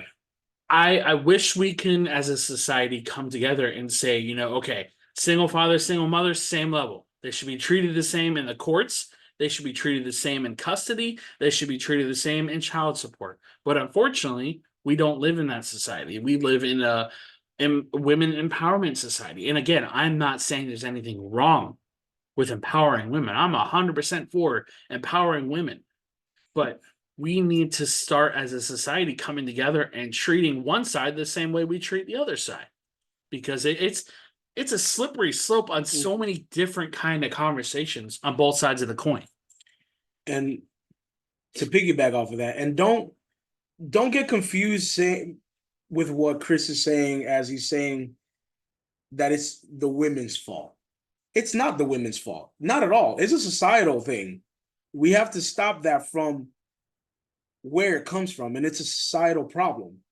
But I'll tell you 100% how I feel. It also has to do with a lot of men. Right. Because a lot of men still have that thought process of, we have to be strong. We have to be the ones. We're independent. We are the providers for our family. It doesn't take much to say, for you to tell me, oh, look, dude, this is what I'm doing with my life. I'm doing this, this, this, and this, and this. And for me to tell you, good job. I'm proud of you. That's one thing that I feel like us as men have to, because women have a close-knit group. Like, you know, women stay together. Absolutely. And men, for the most part, we also have our own little clans as well. But we have to almost evolve our clan to be like a more supportive. Absolutely. Like, you know how we have our circle of friends. Like, if every man could have that and be willing to speak about their feelings, to be willing to be weak. Right. To be weak for, even if it is 5 minutes of a conversation. And I felt, I'm saying this because I used to think like that. I used to think that I'm never going to catch somebody being emotionally weak. But there's repercussions to that. Right. and we're seeing it in society. Yep. Respect to the single mothers, respect to the single fathers, because damn, it's hard for both of them. Right. It's incredibly hard for both of them. But when the single fathers and the fathers who want to be involved in the kids' lives, and they're good fathers, because don't get me wrong, women, if you have a man who is a dirtbag, he does not deserve anything to do with your kids.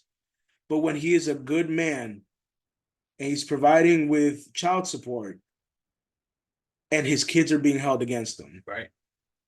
You know, it's hard enough to face the social stigma and societal stigma, but also to face the court system. Right. It's hard. And especially in the state of Florida, where it's a mom state, it's a heavy mom state. And you know, I use this example in a previous podcast. When you look at the Casey Anthony case, her case got thrown out the window. Now, do I think she did it? 100%. But that's not for me to say. That's the courts. Now, let's flip the coin and say it was a father. Do you think that case would have been thrown away? Hell no. That man would have been thrown in prison and probably booked 3 life sentences. And again, it goes to a society thing, like Miguel said. It's men not holding men accountable, and it's also this weird thing where we're so comfortable talking about toxic fatherhood, right? But we're not ready to talk about toxic mothers, because they are absolutely a thing. Yeah, they 100,000% exist. And I can tell you from experience, they exist. And we need to be able to have open conversations about both of them and hold them to the same standards. Yep. Because it's hard. It's hard for a woman. It's hard for a woman. It's hard for a man. It's hard out here for every single person that's taking a breath today. Right. It's hard. But we all have to come together as a society and make it a little less hard on every single one of us. Lean on each other. Exactly. For God's sake. Exactly, because like I said, men, show emotion. Stop this weird alpha male stuff. Be willing to be weak, to have a conversation about what you truly feel. And once you're heard, you're going to understand the weight that lifts off your shoulders. Because right now, men that refuse to speak about their feelings, to speak about their mental health, end up being a number. And it's a weight. It's a 2-ton weight on their shoulders. And all it takes is somebody saying, "How are you feeling?" Yeah. To just take that weight off. And people underestimate how heavy that "how are you" thing hits. Like, every time I'm in a grocery store and I'm walking by like an older gentleman, because we know how high that veteran suicide rate is too, 22 a day, you know. And again, now that the suicide numbers are bleeding into our younger generation, you can call it weak mentality all you want. The numbers say completely otherwise. It has gone from the war generation to our generation, to the younger generation, to my sister's age group and below. Yeah. And it should not be there. And again, it goes back to the conversation of, let's stop pretending like it's such a wrong thing to be vulnerable with each other, because there's nothing wrong with telling somebody you need help. Mm-hmm. There's nothing wrong with saying that you're not okay. I'm not saying to like what's the word? Make yourself more feminine. I'm not saying that. I'm saying being a man means so much more than just being a protector and a supporter. You got to be able to protect yourself too.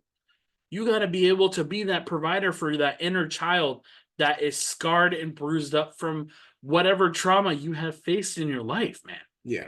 Not everybody goes through something that's, you know, that puts them through adversity, man. But I'm tired of every single year those statistics getting alarmingly bigger, and more often in kids. And look, and a lot of it goes back to how we were talking about single mothers and single fathers, because a single mother has to do the job of the mom and the dad, and the single father has to do the job of the dad and the mom. My wife's mother passed away when she was young. Right. So her dad had to take that mantle. And a lot of things her mom would have taught her, her dad, obviously from being a man, we don't know how it is to be a mother. Right. So it fell short. And I'm pretty sure it's the same way on the mother's side. Mothers that have to play both roles as the mom and the dad. They can teach them everything as a mother, but then there's some stuff that fathers teach that is special. Right. That a lot of times is they're unable to do. Yeah. And if we could just as a society, hey, I need, like you said, I need help doing this. I need help doing that. And not only them asking for help, but the people receiving it be willing to help. Because a lot of people extend their hands and we just watch them drown. Yeah. And I can't tell you how many times I've tried to ask for help from people that I thought meant a lot and just watched me drown. Like I said, it's 100%. It's all of us. It's not us versus them versus us. Right. It's all of us together. It's all of us together, and it's all going through something. Yeah, we can't be our own worst enemies. Right. We have to stop this because at some point it's gonna reach a boiling point. And let me tell you guys how impactful speaking up can be for somebody. I shared my story, about my 2 attempts at 14 and 27, and I shared them with people at work. And one of my higher ups, reached out to me and said, "Hey, like, I just want you to know that this was, very impactful for me because my brother took his life, and I'm suffering through alcoholism and stuff." And you don't realize the impact you can have on somebody's life when you share your story, regardless of what that looks like. You can say that you're struggling, and people are like, "Oh, I'm struggling too. Do you want to talk about it?" Hold that space for each other. There's nothing weak about holding a space for anybody, especially as a man. And we need to get past that mentality of, "Oh, well, you got to be a macho man and you got to do this and that just to be a man." Being a man is so much more than being a protector and a provider, and I want to, if I can make some sort of a difference doing what I'm doing and holding this space for people like you, Miguel, and others, I will be that space, and my impact and my footprint will be seen one way or another. It already has. Look at all the people you've touched with just not only with your Facebook page, but the podcast here. Yeah. Look how widespread. Like, you were talking to somebody in Denmark, like you said. When did you think you'd ever be talking to somebody like that? Never. Like I always tell you, slow growth is still growth. Right.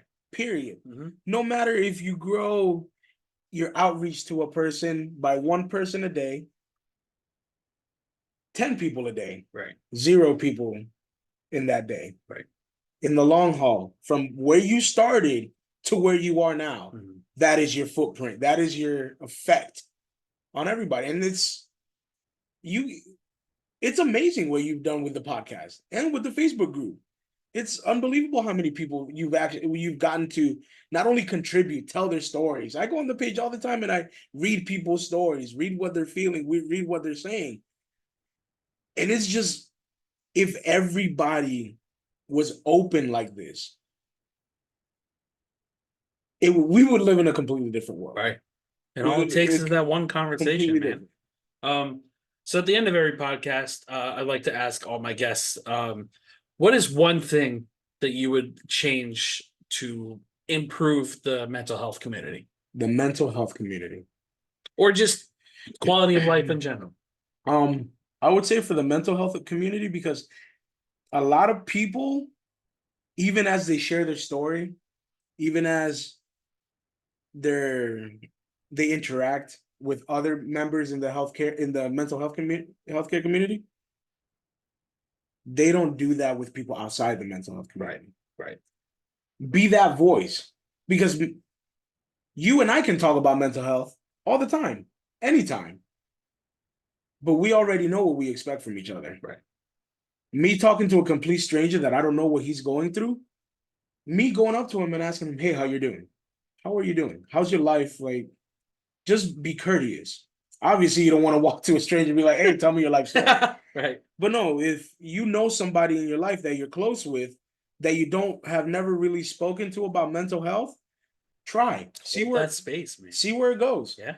You don't know how much that person may need that. Right. And that's what I wish would be more common in the Kindness and courtesy. because we're always here for each other. Obviously, everybody in the mental healthcare movement is always here for each other. Yeah. Everybody on your Facebook is always here for each other. But that person that may not be in there, Right. this person that may not be in there, Mhm. how, if I ask them how they are doing, what effect is it gonna have on their life? Yeah. And why that could be the next person that comes into the mental health community. You know what's funny is the neighbor across the street, you know, we've lived across each other for I want to say 2 years now.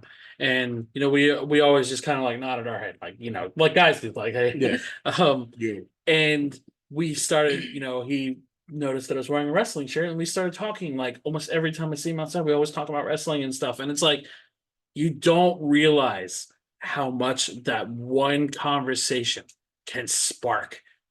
Even if it's not a friendship, it spark conversations with acquaintances, man. Like, Yeah.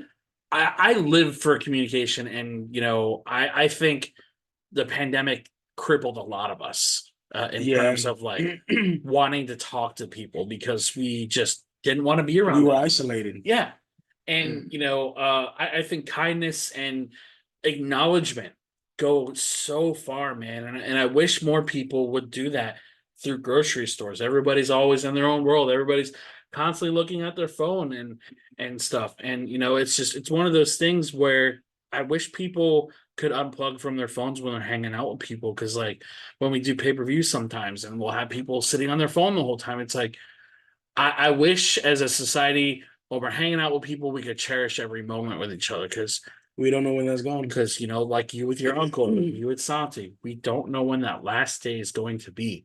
You know, Yeah.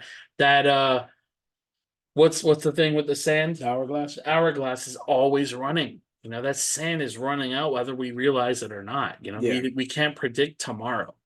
You know, this could be the last conversation that you guys hear, but Yeah. obviously not manifesting that. No, sir. But Knock on just wood. hold that space for people, you know, ask people how they are, acknowledge the old guy walking past you in the grocery store. You might make their whole freaking day because they don't talk to anybody. You see? Yeah. Let me tell you a story about that because I know you're about to close up the podcast. When I was working at Pods, there was a gentleman that called in. He was moving from, I believe, Hawaii. He was moving back to the States. He was a Vietnam veteran. Mhm. And at first, it was a professional conversation. What do you need? What can I help you with? And stuff like that. And I saw that he had the veterans discount on his thing. He's like, "Oh, thank you for your service." And he tells me, he's like, "Man, I'm not used to hearing that." Right. And I asked him, "What do you mean?" He went on a tear telling me the stories of how the soldiers, when they came back from Vietnam, at the airport, there was people spitting on them. There was people throwing things at them because they didn't support the war here. As a soldier, you're willing to put your life on the line for this country. Right. Unfortunately, nowadays is a lot of, and even back then, it's a lot of politics that go into that. You may be fighting someone else's war. Right. But, you know, you go over there knowing I might die, but I'm dying for a cause that I believe in. Right. So he was telling me the story about how people threw stuff at him, would vandalize his house. And for a couple of years, it was just hell. Coming back, he's like, I almost wish I would have stayed in the battlefield. He's like, it was better over there. I was treated better over there by my own people than I was here by the people I'm so disheartening to hear. Fighting for. Right. And when I sat there and spoke, we had a 5-hour conversation. That's awesome. Well, Pods is all about turnaround. Yeah, right. How fast can you get someone in and out of the phones? Yeah. I remember my supervisor would look at me and I say, I'm still on the phone. You're not allowed to hang up. Right. And he would send me emails. You got to find a way to wrap this up. I'm not going to just cut this guy off. He's spilling. He needs this conversation. And We spoke about the war. He taught me so much, so much. And at the end of that conversation, he said, Miguel, I appreciate you so much because not a lot of people have asked me. He told me about how many of his squad mates have passed away from suicide. He told me about his mental health, how he was in a depression for almost 30 years because he's like, I did all of this for what? And he told me, he's like, you don't understand how important this conversation was to me. He's like, can I be transferred to your supervisor? My supervisor is heated. He is pissed. He's like, I told him, I put him on hold. He's like, he wants to talk to you. He said, okay, send him over. He sent him over. He gave me the best review. And they got done, and my supervisor comes up to me. He puts his hand on my shoulder. He's like, well, I can't really yell at you because he gave you that good of a review. But damn, try to keep it under 30 minutes. I told him, like, I'm sorry, we're not allowed to hang up. And to be honest, I wanted to hear this guy's story. Yeah. And then Pods was a whole different thing. And it just, you never know who that one conversation, how much it's going to mean to them. Yeah. And I felt like that conversation we had meant a lot to that man. Yeah. And I love that. Mm-hmm. Not only because he taught me something, not about the war, not about what he went through coming back, but he taught me something about life. Right. He taught me that, damn. Sometimes people just need somebody to listen. Yeah. Like, damn. This man, it felt like this man had that weight on his shoulders. And just that one conversation, even if I took a chip off of that weight, it was something that he had to get off his chest. Right. And it felt amazing. And I implore people, have that one conversation. You never know what it's going to mean to somebody. I thank you for sharing that. That's like I said, I feel it's important to acknowledge people that you're walking past. You don't know whose journey you're gonna help make a lot easier. So, just to echo Miguel's point, man, like, be kind, be courteous, acknowledge the people around you. Sometimes the simplest smile at somebody will make somebody's days. Yeah. Sometimes the how are you or kind of thing, compliment a hat they're wearing. It doesn't matter how you do it. Just be kind and courteous to the people around you, man. Yeah. So at the end of every podcast, as you know, I read a quote that is based on whatever we're talking about. And since we're close friends, I picked out a quote especially for friendship. Before I read it, do you have anything that you want to close out the podcast with? I just want to let everybody know and everybody be proud of this man for everything he's done. Man, I love you. Love you too, bro. Like you're my brother. I'm incredibly proud of you. And I will never stop saying that. No matter how big this gets, no matter how small it gets. I'm incredibly proud that you even took that first step. Yeah, man. I appreciate you. So today's podcast, I picked out a quote from Ralph Waldo Emerson. And for those of you who don't know who he is, I feel like he's shared on social media quite often. I feel like I see his name more oftentimes than I don't. And it reads, "The glory of friendship is not the outstretched hand, not the kindly smile, nor the joy of companionship. It is the spiritual inspiration that comes to one when you discover that someone else believes in you and is willing to trust you with a friendship." And I think when I chose that quote and I showed it to Miguel and everything, it's friendship is so much more than just, hanging out, playing video games, watching a movie, watching TV, man. It's all about the type of conversations you can have and being able to share this space and being able to say, hey, bro, I'm not okay.